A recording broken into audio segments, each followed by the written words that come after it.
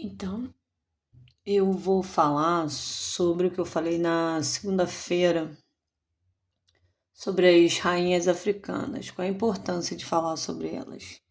É que as pessoas descubram que não só houve os negros escravizados, que existiam pessoas que eram cultas, inteligentes, que tinham profissão e que não se deixavam escravizar. Então, como que eu comecei na apresentação de segunda-feira? Eu comecei a falar sobre o Egito, que é o berço da civilização.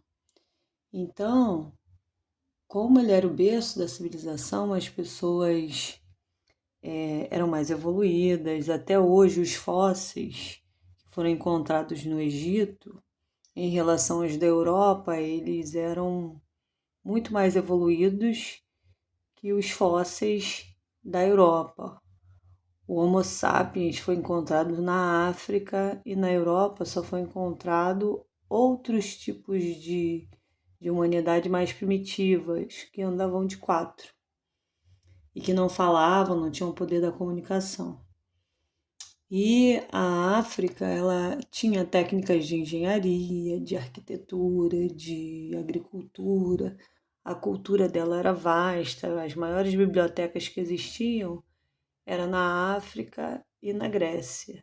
Algumas pessoas saíam da Grécia para estudar na África e outras pessoas iam da África estudar na Grécia.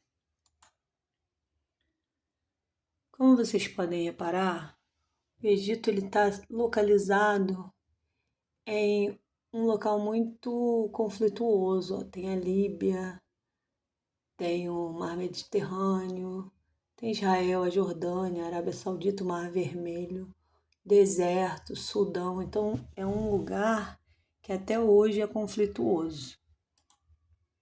Mas no Egito, a rainha do Egito mais conhecida era Cleópatra.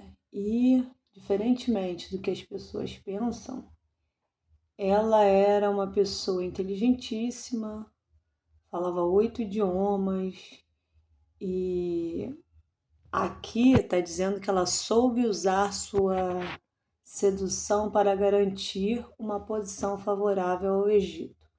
Mas não foi bem assim como as pessoas dizem. Como vocês podem observar, a rainha africana Cleópatra, ela era muito bonita, né? Isso aqui é uma pintura dela e ela usava muitas, muitos adornos, muitas joias, né? Então, como vocês podem observar, ela era uma pessoa muito vaidosa. E a Cleópatra, ela foi rainha do Egito depois que o pai dela faleceu. Quando o pai dela faleceu, ele deixou o título para ela, só que ela era filha e tinha um irmão. Ela tinha 17 para 18 anos e tinha um irmão com 12 para 13 anos. Para evitar que o reino fosse para as mãos de outra pessoa, visto que o pai dela já tinha conseguido deixar o trono sem ninguém se apossar, então ela precisava casar com o irmão. E lá na África, as rainhas poderiam ter quantos maridos quisessem. Então, o casamento com o irmão não influenciava que ela tivesse um outro casamento. Então, a Cleópatra assumiu em 51 a.C. Nessa época, lá na África, as mulheres podiam estudar, casar com vários homens, as rainhas, né? Porque ela era rainha. E assim como os homens de Roma, ela podia ter vários pretendentes, várias pessoas e estar casada com o irmão dela.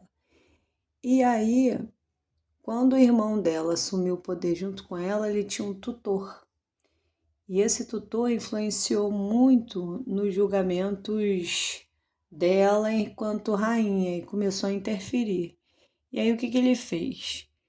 Ele, como o pai dele tinha uma boa amizade com Roma, ele quis mostrar que também era amigo de Roma e matou Pompeu, que era um dos reis de Roma.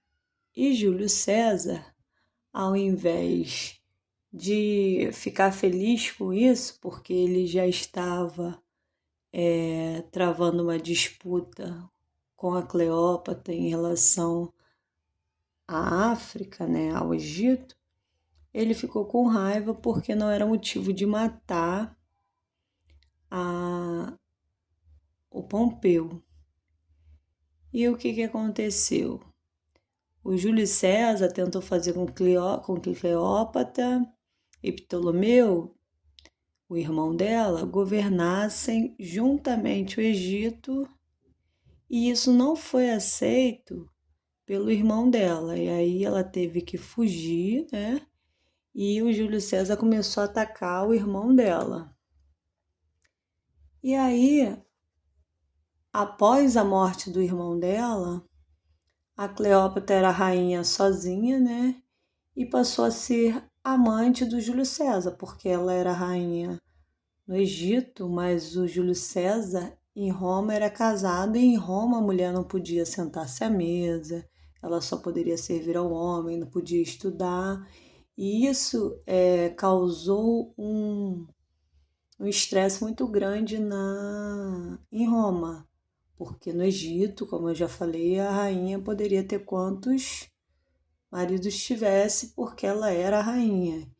E por ser muito inteligente, para vocês terem uma ideia, além de falar línguas, ela sabia sobre política, sobre economia, algumas ervas que são utilizadas hoje.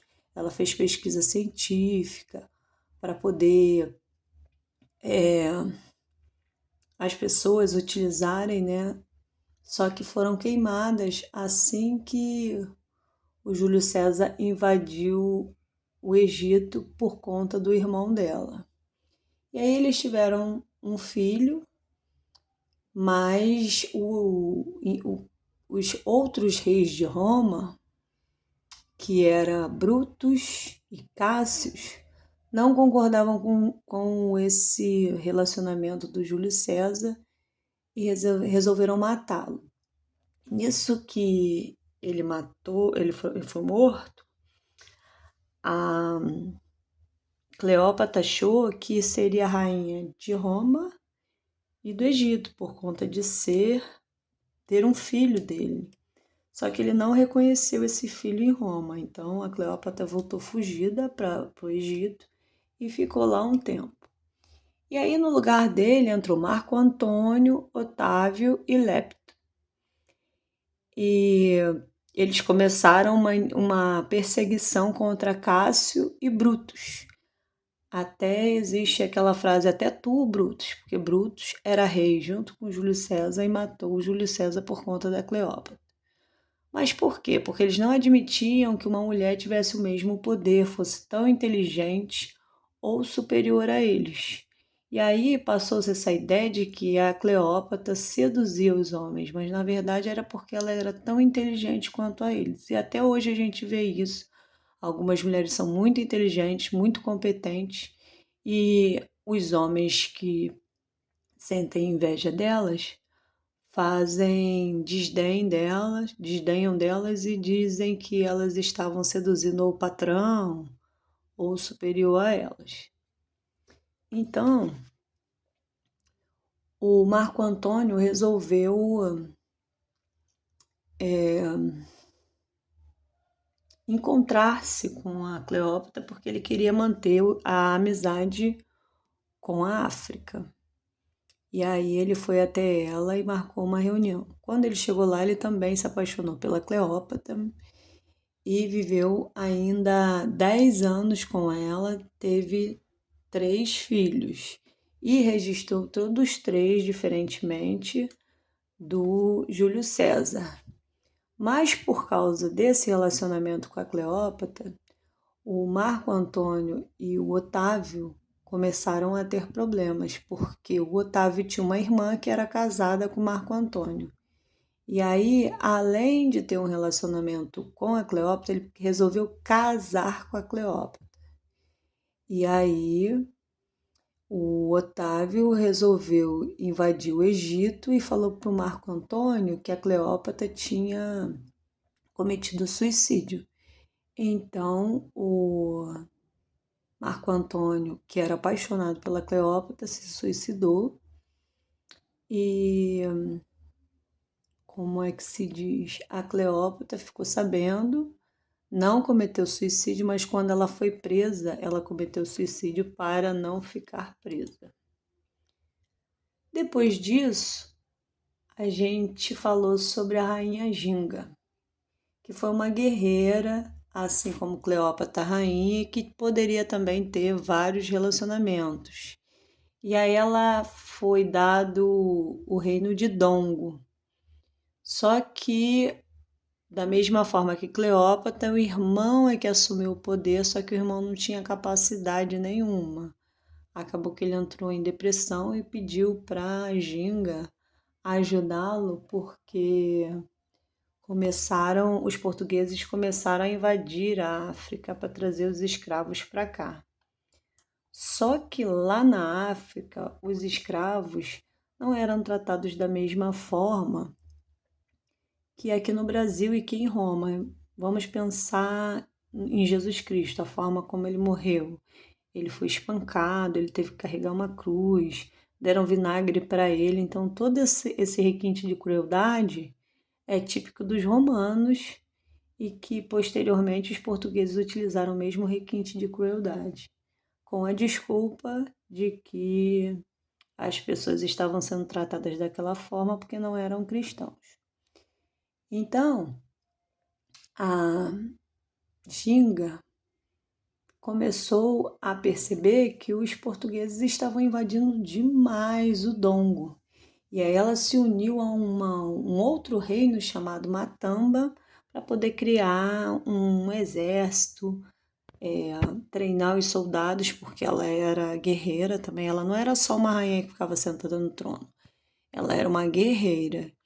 E ela tentou negociar com a coroa portuguesa, só que a coroa portuguesa em Luanda falou que ela tinha que ser batizada. E aí ela foi, se batizou, procurou o Papa, enviou várias cartas para ele até que ele a reconhecesse como rainha, que só dessa forma ela não perderia o trono.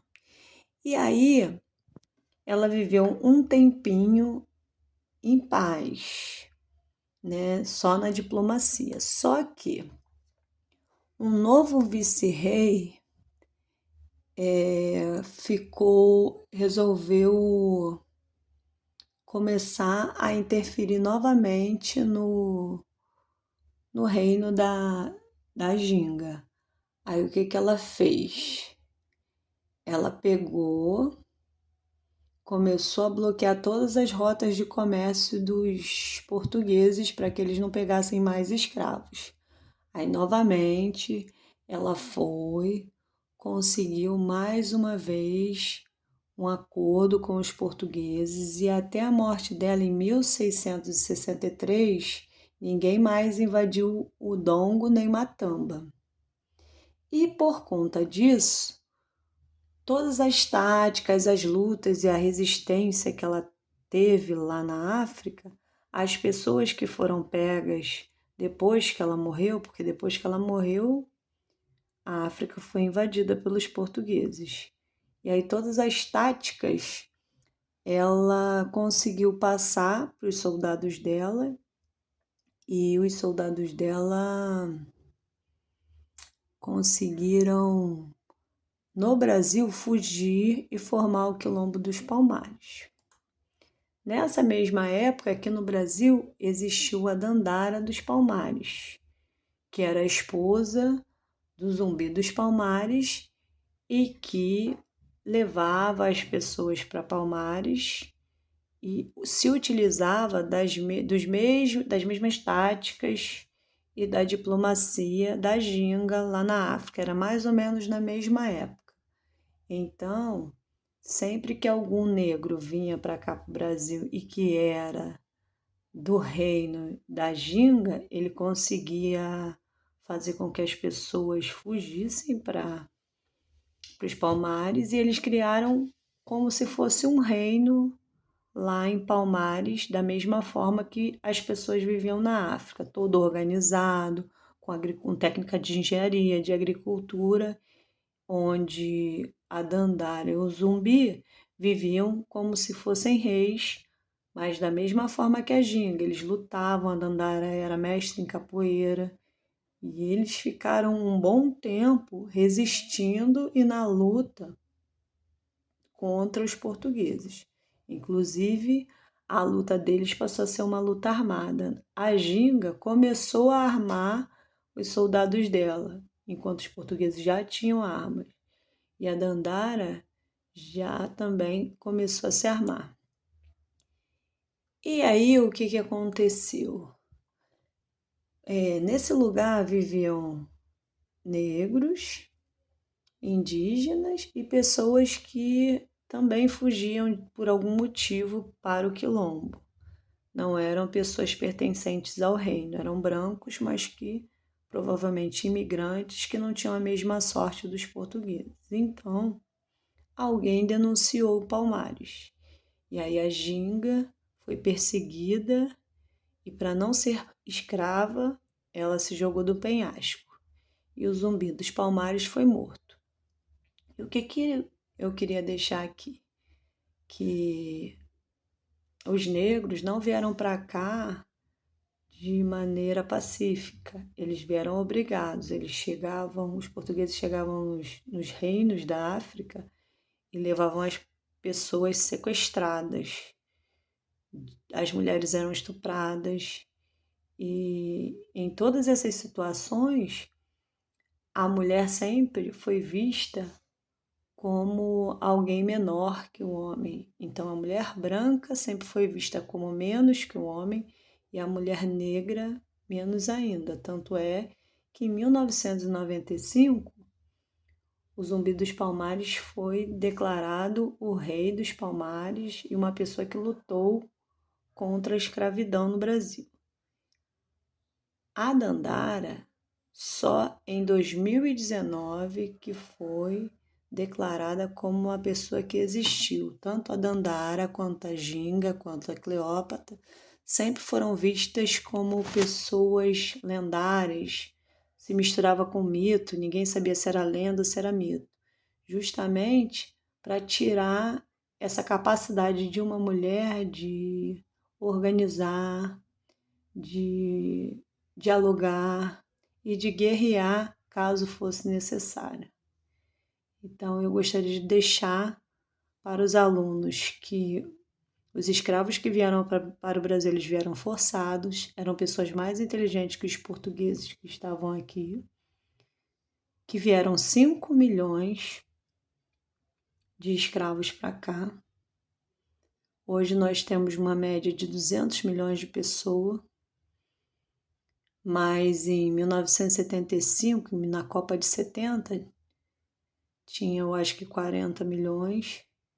Então, a maior parte da população brasileira ela foi gerada por negros, né? Se hoje nós temos 200 milhões, mais de 100 milhões são descendentes de negros, né? Muita gente que está aqui veio direto de outros países, mas quem foi gerado aqui provavelmente tem o sangue africano, principalmente os nordestinos, e é por isso que os nordestinos são tratados como pessoas miseráveis, são humilhados porque dali, do Quilombo dos Palmares, que foi em Alagoas, muitas famílias surgiram, né, e são descendentes de negros. Então era sobre isso que eu gostaria de falar. E que em 1975, no século XX, já a gente está no século XXI, no século XX, há 49 anos foi quando os portugueses pararam de buscar africanos para serem escravizados. Então, ainda vai fazer 50 anos de escravidão aqui no Brasil, apesar da lei da libertação dos escravos ter sido assinada em 1888, só em 1975 a última pessoa foi pega na África para ser escrava no Brasil.